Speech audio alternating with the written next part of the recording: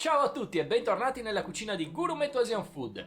Oggi torniamo in Giappone per preparare un dolcetto molto famoso e che negli ultimi anni sta spopolando nel paese del Sollevante. Sto parlando del melon pan, ovvero un panino dolce ricoperto da una croccante crosta zuccherata.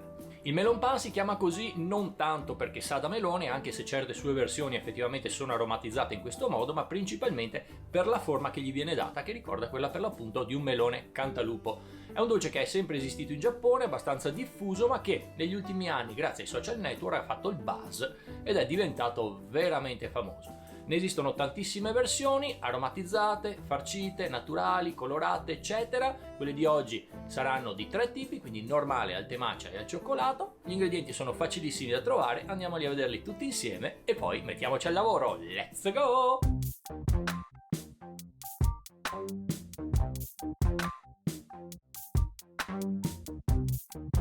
Ed ecco tutti gli ingredienti che compongono la ricetta di oggi.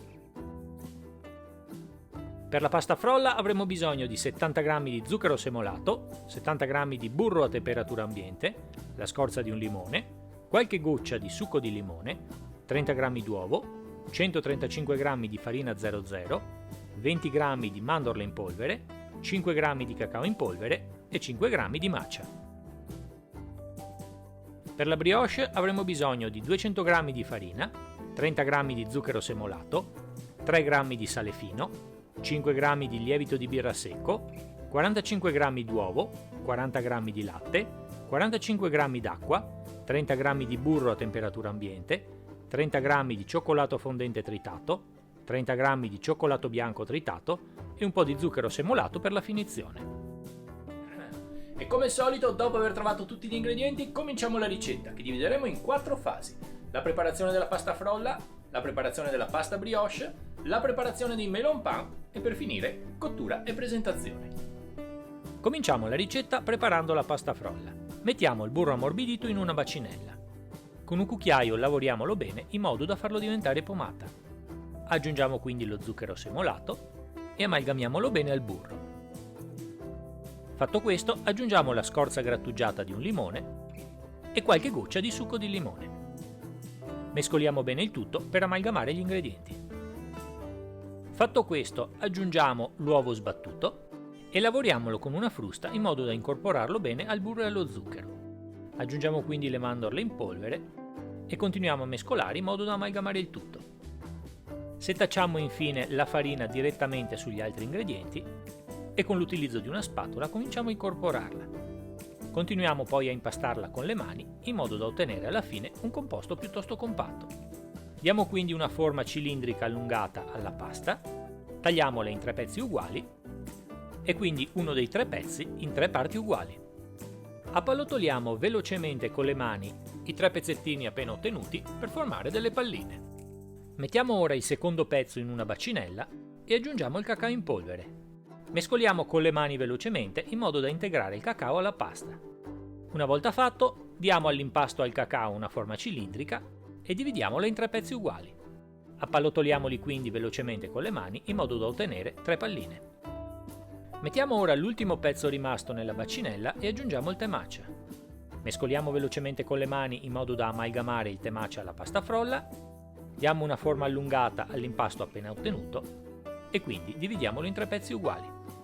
Appallottoliamo velocemente i pezzi appena ottenuti in modo da ottenere le 3 ultime palline.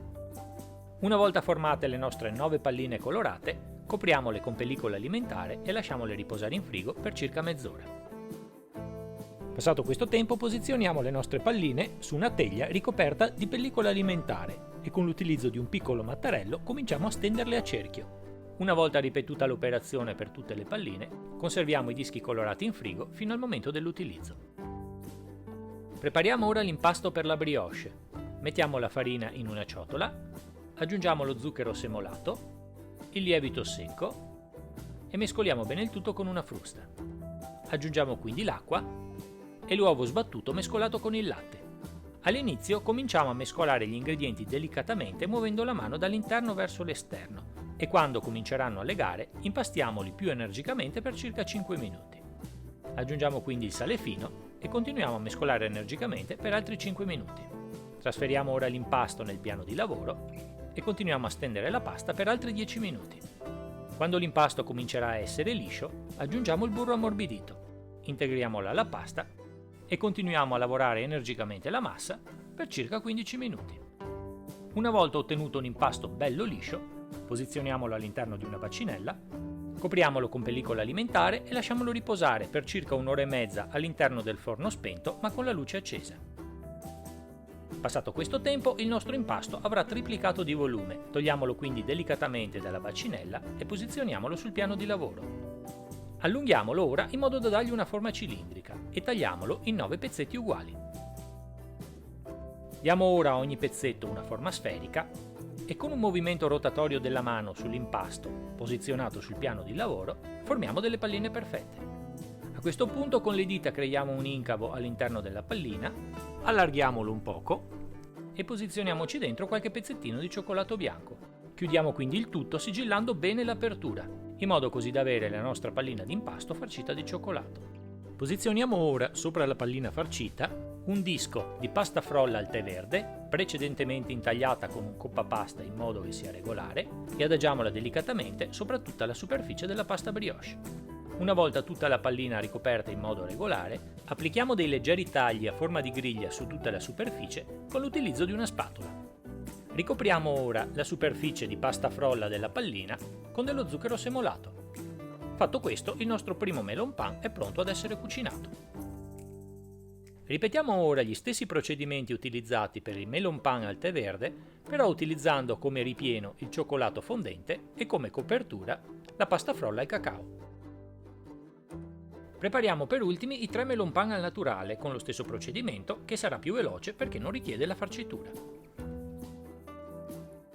Una volta pronti i 9 melon pan colorati, non resta che seguire i procedimenti di lievitazione e cottura, ovvero lasciar lievitare i melon pan un'ora all'interno del forno spento con la luce accesa, togliere i melon pan e preriscaldare il forno a 170 gradi, cuocere i melon pan a 170 gradi per 18 minuti e infine lasciare riposare i melon pan in forno spento e semiaperto per 5 minuti.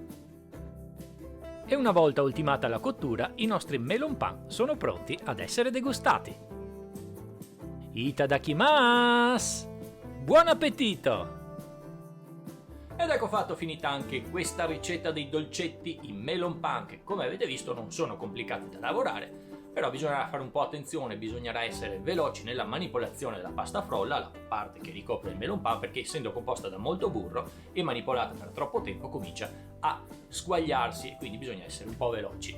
Come avete visto i miei melon pan li ho fatti in modo differente, al naturale, al tè matcha, al cioccolato, e li ho farciti con 2 cioccolati diversi. Chiaramente a seconda dei vostri gusti potete cambiare tutte queste cose, potete utilizzare come farcia la crema pasticcera, oppure la Nutella, oppure la confettura, o comunque quello che più vi piace.